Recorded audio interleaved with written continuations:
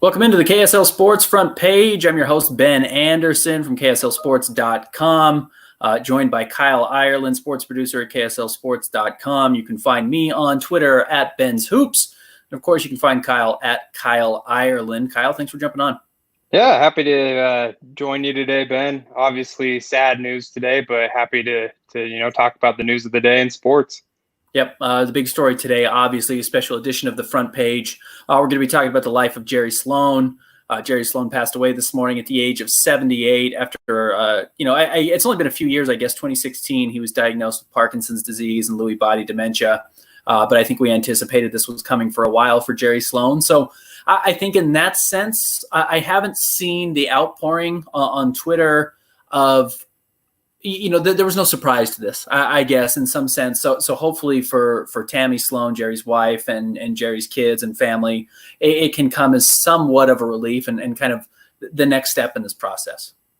Yeah, no, it's, definitely sad news. But like you said, it's kind of been expected for the past few years, just with, the diagnosis that came out back in 2016. And it's been where you've seen Jerry less and less at Jazz games. He hasn't been as visible as he was earlier in, the recent, 2010 decade. And so kind of sad just to, see Jerry go out the way that he did with a disease like that, just because, Jerry as a coach, just his mentality and his personality, he was just, full of vigor and fight. And, he was more quiet and, less visible in the later years of his life, but nonetheless, just a great life that he lived, so much that he accomplished. I mean, I was just going through, I wrote an article today about, the coaches that were connected to him throughout his career from college all the way through his NBA days. And it's just amazing to see the lives that he's impacted, whether it was for a short amount of time or he was with somebody like, say, Phil Johnson, who was on his staff for many years, and they became, really close to the point that Phil didn't want to continue coaching without Jerry. And so it's just amazing to, take this opportunity today and look back on Jerry. I put out a quote today that, talked about how Jerry didn't get a lot of credit early in his career with the Jazz. Obviously didn't ever win a title with Utah. And, there are some things that probably he wished he could have done in his career that didn't happen. But just to see, all of the accomplishments and all of the things that are being talked about by people on social media today, former Jazz players, former, NBA players that played with Jerry, played against Jerry, coached against Jerry, all of these things coming out today just to recognize and honor what a life he lived. So pretty remarkable start to Jerry Sloan's career. As I'm going over your article here, Kyle, and you can read it again at KSLSports.com. Started out as a coach with the Chicago Bulls. Actually was a scout the season after he retired. Ended up getting hired to go and work for the team as a coach with the Bulls. Spent 3 seasons there. Moved on to the Jazz as a coach in 1982.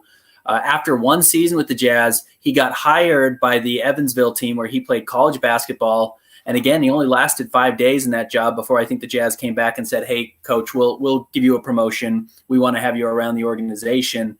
And of course, 1982 was the year that entire Evansville team, all but one, was killed, unfortunately, in a terrible plane accident. And then bizarrely, I'd forgotten this aspect of the story.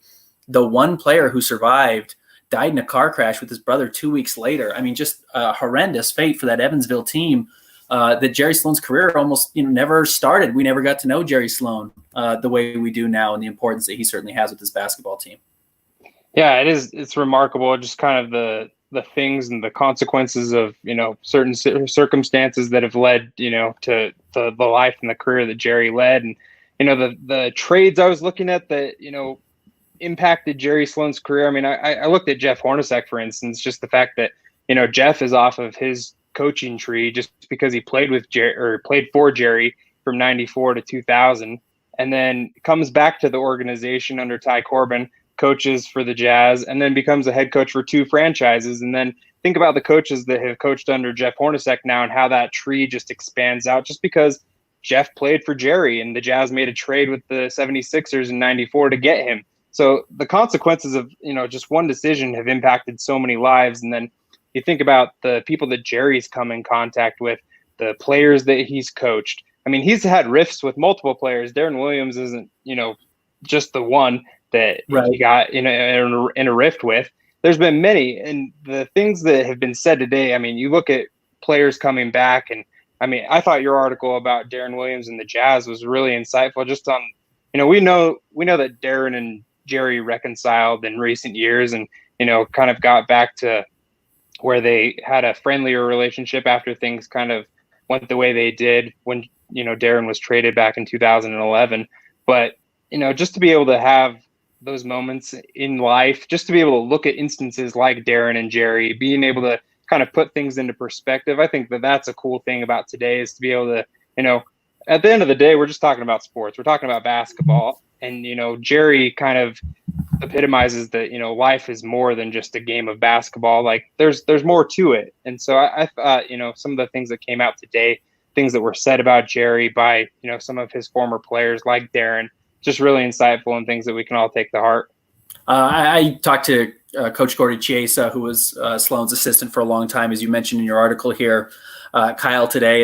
And I was surprised. He said Jerry recognized him and remembered him as recently as December. So that was this season.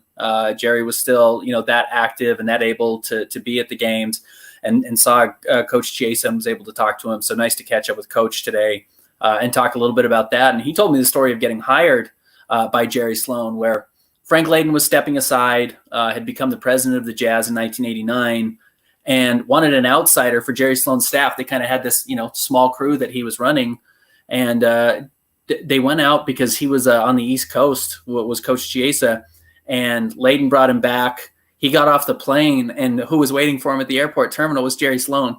That's just, you wouldn't do that anymore. It's just not how basketball works anymore. It would be agents, there would be cars waiting for you. And he said by the weekend, he'd been hired by Jerry, and it made his career. Coach Gordy Chiesa still lives in Utah, still does some broadcasting locally. So cool story, and kind of the human side of Jerry Sloan. Kyle, did you ever have any interactions with Jerry? Did you ever meet him personally? I mean, I met him when I was a kid, but it was nothing where, I wish that I could have, met the Jerry Sloan that you met, and, be able to talk about basketball with him in the same capacity that, you can talk to Quinn Snyder after a game and be able to interview him.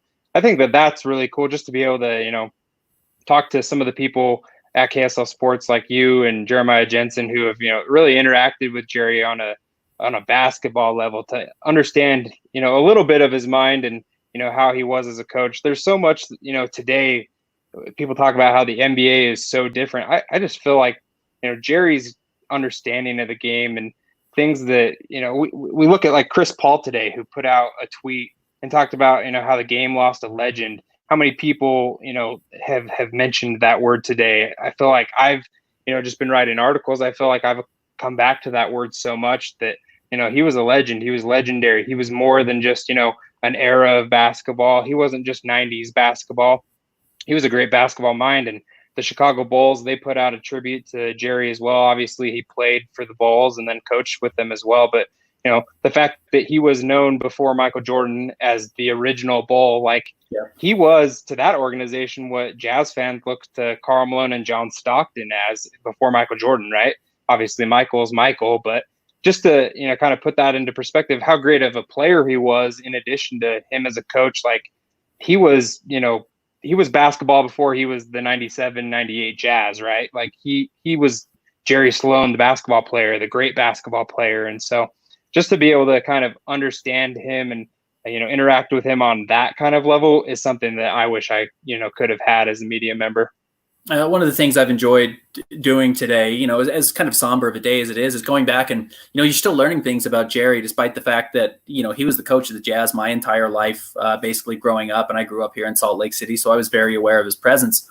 But not recognizing, as you mentioned, kind of how valuable he was and what he meant to the city of Chicago, where I learned today that they didn't hang up the second jersey. They didn't retire their second jersey until 1994. Which was Bob Love, who played on Jerry Sloan's team. He was just nowhere near that level of player that Jerry was, where Jerry made 2 All-Star games. So, I mean, they had one bright spot in their history until Michael Jordan got drafted in 1983, 1984, and it was Jerry Sloan. I mean, and that was it. That was all they had. So you think of some of these franchises that are kind of been in the basement for 20 years. I mean, think of the Sacramento Kings. So now go back and think of, okay, who was their last great player or their first really great player? And you look at guys like Peja Stojakovic or Chris Webber, guys on that team. That's who Jerry Sloan was to that team. He was their one lone bright spot throughout that franchise. So I thought that was pretty fun to go look at. And I talked about that quite a bit in this article, the top moments from the career of Jerry Sloan. First of all, he was a heck of a college basketball player. And as much as, I think the emotional side of me growing up would have loved to have seen Jerry win a championship either with Chicago. He made it as far as the Western Conference Finals. Funny enough, Chicago was considered the West, Kyle. In college basketball at Evansville, he won 2 national championships, and they went undefeated actually in 1965, his senior season. They won a perfect 29-0. So Jerry did a lot of winning in college where he was named a 3-time All-American.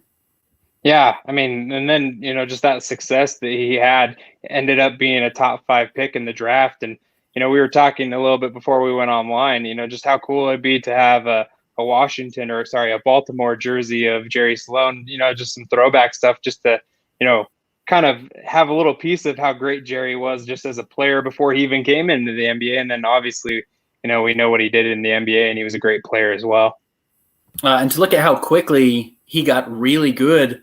He was just an average rookie his first year with Baltimore, but his first year with the Chicago Bulls, he got elected to the All-Star game. I mean, a year 2 player, you think of what a breakout you must have had to have had, averaged over 17 points a game, made the All-Star game. And I think, Kyle, talking about kind of what we're learning about Jerry, I disassociate that great era of basketball and Jerry Sloan's playing career, because I kind of disassociate Jerry Sloan's playing career from his coaching career. And I think I've just kind of lost the lines connecting those. So again, going back and looking at that roster of that All-Star game, I mean, it was Wilt Chamberlain, Bill Russell, Jerry West, John Havlicek, Oscar Robertson. You can see Lenny Wilkins right there next to Jerry Sloan in this picture. I mean, just absolutely Dave DeBusschere, just the absolute cream of the crop of NBA players from that entire era. And Jerry Sloan was playing with those guys in his second season. I mean, that's a remarkable nod to the talented player he was. Yeah, no, for sure. And it was interesting, going back to, some of the things that have been put out today. I mean, Bill Russell, he's still around NBA basketball, and he took the time today to go on Twitter. I mean, whether it was him or, somebody who's close to Bill Russell, but, put out on Twitter a message saying that he was putting out his condolences to Jerry Sloan's family and friends. And then he tagged both the Jazz and the Chicago Bulls in the tweet.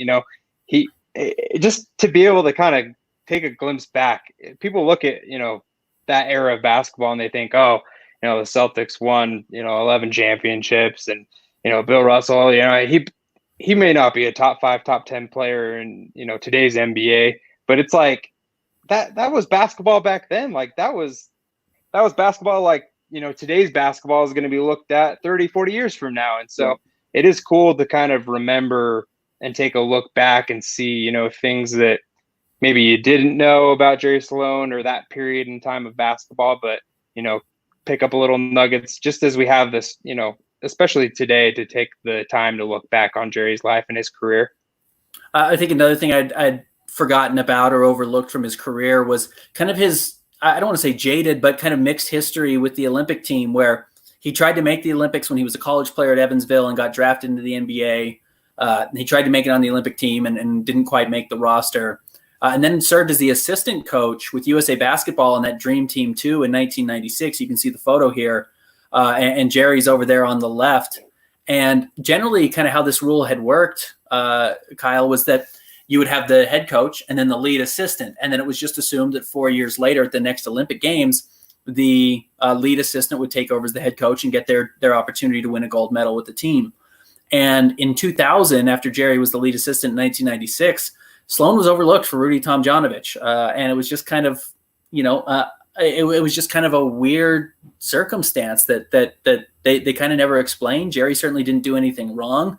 They just went in a different direction, and it cost Jerry Sloan that opportunity to be the head coach of that team. And they went on to win the gold medal at the 2000 Olympics in Sydney. And it certainly felt like it sat wrong with Jerry Sloan. For a guy who never felt like he was wronged, it seemed like he had a sense that something didn't work out the way it was supposed to in that sense. Yeah, I mean, you talk about awards and honors there. I mean, it's like Coach of the Year award with the NBA. It's like, how many times should Jerry Sloan have been the Coach of the Year? I mean, even like towards the end of, the Karl Malone and John Stockton Sure. era, there were a few years there where you're like, okay, like it's understandable the Jazz are not in their prime anymore, but Karl Malone and John Stockton leave, and they were supposed to be the worst team in the NBA. I mean, they almost Yeah. made the playoffs. Like he was still a great coach without great players, and then you look and see that. I remember one time, I think it was Hubie Brown won the award. I want to say in like 2004 or five or something It like was that. 0304. And I was like sitting there, and I remember watching the awards on TV come out, and I was like, oh my gosh, like Jerry didn't win it. Like I was a 14-year-old and I was stunned. And so, I think that there's been a few times across the board where Jerry was snubbed on individual honors that he probably, should have had. But I also, just looking from a Jazz fan point of view, I think that the finals escaping from not only him but John Stockton, Karl Malone, and all those great players on the 97-98 teams. I wonder just how much more Jerry would be recognized as a great coach. Obviously, fourth winningest all time, but if he would have been able to get a ring as the Jazz head coach, what that would have meant for his career and his legacy. I think it's funny. We talk about Phil Jackson being the Zen master and his kind of, off the floor approach to the game and the way he thought the game and how much that changed basketball. I don't think we give Jerry Sloan enough credit about that. And the reason I bring it up with this story with Jerry Sloan wearing the John Deere hat is that was his Zen. That's what he brought to the game. It wasn't just, hey, you have to do yoga and then you have to, light candles around the arena to make the players feel like they're engaged. Jerry Sloan got the team engaged by being consistent and doing the same thing over and over and bringing kind of that yeoman's attitude to the game where you don't need to be flashy. You don't need to be romantic about the game. You just do it the right way and you play hard. And more so, I'm sure, than being an X's and O's guy. Not that Jerry Sloan couldn't diagnose a defense or an offense and know what to do to counter it. I mean, he had all the answers. You don't make it in coaching as long as he did if you can't do that. But Jerry's ability to bring that kind of attitude to the game and get that out of his players night in and night out, and certainly having John and Karl helped and them matching his attitude was a big deal, but he found a way to get that from guys. And I think with every memory that you've seen so far come out on Twitter or Instagram of people talking about him, they mentioned that no nonsense approach that Jerry took that at the time you may not appreciate, but it sticks with you and you learn how to be a professional. Yeah, I think that, you mentioned Karl Malone and John Stockton, just the fact that, John played his entire career with Utah. Karl played all but, the last year of his career with the Jazz. And then, how that impacts, players today. Like you look at, all these guys that are moving around teams after their second contract and, trying to chase championships, all of those things. Like, obviously, basketball is different now. It is a different era. And, John and Karl, they bought into Jerry's system and the way that Jerry wanted to, coach basketball and play things. But, to be able to have that cohesion between star players and a coach, you just don't see that very often. I think that's not only a testament to John and Karl, but also a testament to Jerry and being able to, be, cohesive in a way that Jerry probably, gave in a little to Karl and John and Karl gave in to Jerry. And, they just had a good working relationship, whether or not they were great friends outside of basketball. They got along when it came to, putting the ball on the hardwood and, being able to try to win games. I want to ask you a question though, Ben. How much of Jerry Sloan and his fiber and being, just his makeup, do you think still is a part of the Jazz organization? How much impact does Jerry still have? Now that he's gone, how much of Jerry's legacy still lives on in the Jazz? I think all of it. I mean, I think it's why the Jazz are successful. I think it's why the Jazz are still a good basketball franchise. And I don't want to sound like I'm over romanticizing that, but I think Jerry Sloan taught everybody involved with the organization how to win games. And that includes Gail Miller, that includes Larry H. Miller, that includes, the coaching staff that came after him. And I know there's nobody from that coaching staff still on this Jazz team or is really associated with this Jazz franchise now. But Jerry Sloan built this blueprint, Kyle, I think, of how you can win in Utah and what you can do to have success in a city that shouldn't be having great NBA success. I mean, there's no financial advantages to living in Utah other than it's affordable to live here, but these guys make so much money. They can live anywhere they want in the world. These guys can live anywhere they want in the off season. There's no tax breaks for living in Utah. The weather's certainly not as advantageous as anywhere in California or Houston or Atlanta or Florida. There's just the city life, the nightlife doesn't compare to New York or basically any other city in the NBA. So for the Jazz to be able to replicate seemingly every season this competitive team that probably gets a little overlooked and makes the playoffs every year, that's what Jerry Sloan did. Frank Layden's teams didn't do that. They had certainly some good years and he pushed them in the right direction, but they didn't do it every season. Jerry Sloan learned how to do that in Utah, taught the team how to do it in Utah, taught the franchise, taught the culture, taught the fans how to follow a team in Utah like that, and how to respect it and how to respect the game, that you can't take it for granted. You can't overlook any night of the year. And the Jazz still feel that way. It's why Quinn Snyder was hired here. I don't doubt that the attitude that Jerry Sloan set for what's to be expected led to the eventual hiring of a guy like Quinn Snyder, who could bring it and replicate so much of that. He's certainly not identical to Jerry, certainly has a different approach to the game and thinks the game differently, but the attitude and the seriousness about the game, I think, is very similar. Yeah, I think that's something that Jazz fans appreciate. I think that's the reason why, every time Jerry was put on the Jumbotron inside the arena, even after he wasn't the coach anymore, that fans chanted, Jerry, Jerry. They appreciate that hard work, that mentality, that work ethic. I mean, it's kind of the thing that Jazz fans hold pride to, right? They're proud of that blue collar mentality, the underdog that the Jazz, always were with Jerry. But Jerry stayed in Utah. He wanted to be the coach here. Carl and John, they played here for so long. Like, the fact that they held on to Utah and they appreciated Utah, and it was reciprocated back by the fans. I think that's something that I don't know if we'll ever see that again. I don't know if Quinn Snyder is going to be the head coach of the Jazz for 25, 30 years. I just don't know if that's going to happen. But I think that mentality is something that Jazz fans appreciate. Yeah, just to again, the work pail or the lunch pail kind of personality that Jerry Sloan had and wanted to bring to basketball every day, and the way he respected the job and respected the fans and respected the people he worked for and the people that worked for him, I think certainly went a long way. One final story I think I just want to share about Jerry that I always loved from his time in Utah, and you kind of see the John Deere tweet over there on the right side in our tweets list at KSLSports.com, where it says, "Hats off to you, Coach." Jerry Sloan's tractors were always kind of this representation, I thought, Kyle, growing up, of the farmer that Jerry was growing up in McLeansboro and figuring out how to live that life and walking 2 miles to school every day. And I think we as fans and we as anyone who watched basketball romanticized this relationship Jerry had with his tractors, that, this basketball genius would go back and work on his tractors in the summer. And it was kind of his way to reconnect with the world and who he was. And I assumed, like so many people, that when Jerry retires, he's going to disappear. We're not going to hear from him again, and he's going to go work on his tractors. And I know I shared the story on Twitter, but after he retired, he just got rid of all his tractors. He didn't need them anymore. And I think that's so representative of who Jerry Sloan was, where he wasn't romantic about anything. He didn't believe he was bigger than anything. Nothing was more important than its really kind of its face value, where he liked the people he worked with. He loved the game. He understood the game. He knew he was good at his job.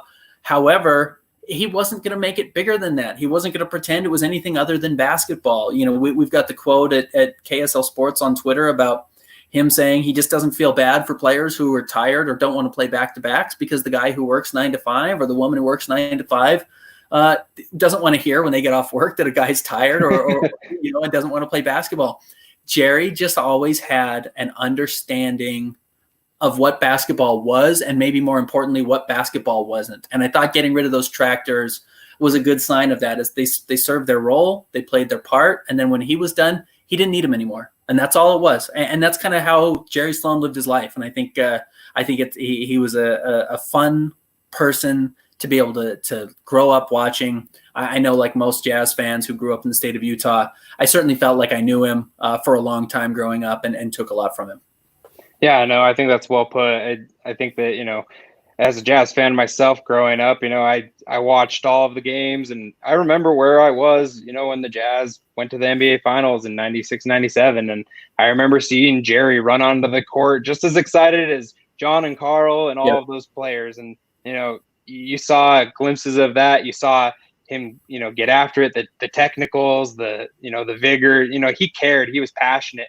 And he wasn't just passionate about winning. He was passionate about the people that he worked with, the relationships that he had. And I just think that, today is a great day to look back and remember Jerry. Obviously, one of the greatest coaches to ever, be in the NBA, but also probably based off of, I didn't have a personal relationship with him, but just going off of, all of the things that have been said by people who did have personal relationships with him, obviously a great guy and a life well lived.